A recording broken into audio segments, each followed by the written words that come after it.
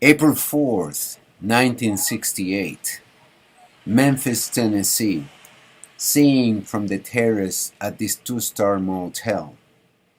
Lyndon Johnson was the 60s boss, a Democrat boss in Gothic City, the boss with their manifest destiny under his armpit.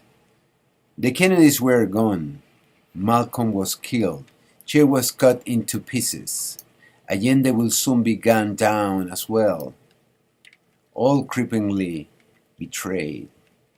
That's one small step for man, one giant leap for mankind. 1969.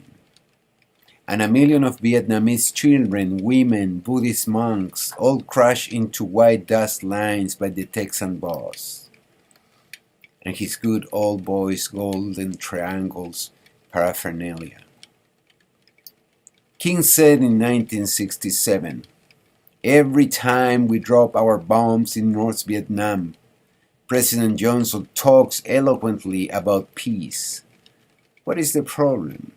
They are talking about peace as a distant goal, as an end we seek.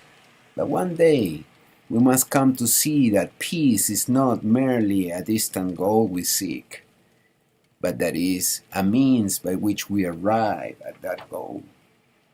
Hendrix, Joplin, Morrison, Lennon, Marley, our best musicians soon were all dead. Si se calla el cantor, calla la vida. An avalanche of coincidences, porque la vida misma, es todo un canto. Our heroes were tagged by names: drunkards, prostitutes, sex addicts, drug addicts, unpatriotic bastards. And then another Jackson and another Madonna were born by the industry. Time to be entertained for Reagan's extraterrestrials apocalypse. MK Ultra. Actually, it was a conspiracy against the soul. By killing the blues, they were killing life with the same stroke. Because out of 100 levels of deprivation, the most beautiful music was born. From beggars, blinds, and illiterates at the Mississippi Delta. Plantation folks, the spirit is always there. Freedom is one of its doors. Because injustice anywhere is a threat of justice everywhere. And art anywhere is hope for freedom everywhere. Because the inspiration for the slaveholders come from eugenics, the Indian Removal Act, African slavery, and the Third Reich. Operation Paperclip. I have a dream, this ordinary man said. I am a man, this ordinary man said. Dr. King, forgive me. Who cares whether Christ, Lao Tse, Buddha, or Bob Marley were doctors or not? I know you don't give a damn. You do not remember any letter from the bosses, just from a little girl blooming from the tree of innocence. Malcolm had an X for our slaves' names. The house slaves did not care too much about it since they were craving titles and medals, presidencies, copyright. Dr. King was a man above all titles and recognitions, a man of his time and our streets, a man with great courage, with a vision for our rapid visit to this unknown universe of ours. The night before he went to mountain top and the Mason Temple, he told us, "Go out and tell your neighbors not to buy Coca-Cola in Memphis. Go by and tell them not to buy Siltest milk.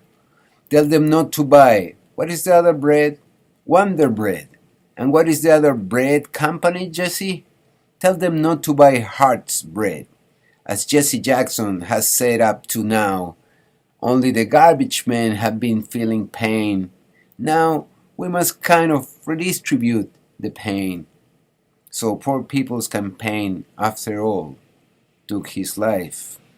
Because you can use one or two victimized people to hate each other, Latinos and black, poor women and poor men, gays and hetero, etc., etc., etc.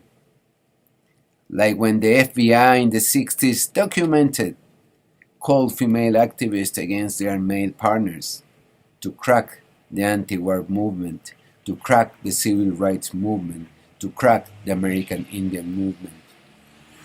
But the fight cannot be stopped, where all the offended become one voice and one arm and one will, when together they become civil disobedience. The ultimate test of a man is not where he stands in moments of comfort and moments of convenience, but where he stands in moments of challenge and moments of controversy.